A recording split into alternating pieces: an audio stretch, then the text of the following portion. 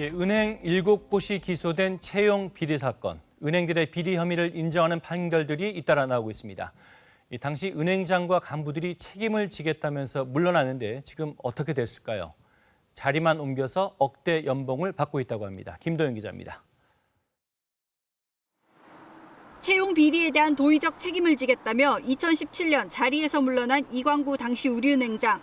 올해 3월 대법원은 채용 비리가 인정된다며 2심과 같은 징역 8개월을 최종 선고했습니다. 지난해 1월부터 구속 상태에서 재판을 받은 이 전 행장은 형기 만료로 이미 지난해 9월 석방된 상태. 국회 정무위원회 민병덕 의원실에 따르면 이 전 행장은 석방된 다음 윈피엔에스라는 회사의 고문으로 취임했습니다.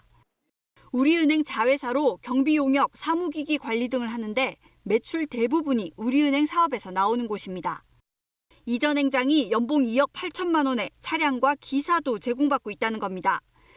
당시 인사책임자급이었던 간부 A씨도 같은 회사 고문으로 1억 5천만 원의 연봉을, 다른 두 간부도 카드사 임원 등으로 옮겨 고액 연봉을 받고 있는 것으로 파악됐습니다. 이거는 어떤 시그널입니까? 우리 그룹에서는 채용비리를 저질러도 우리가 뒷배를 봐준다.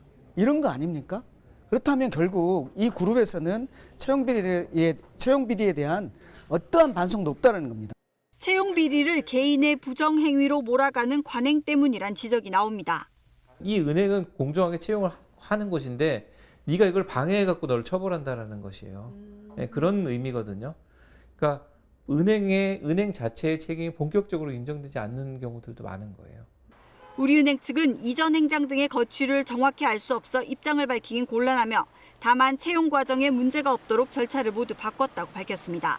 KBS 뉴스 김도영입니다.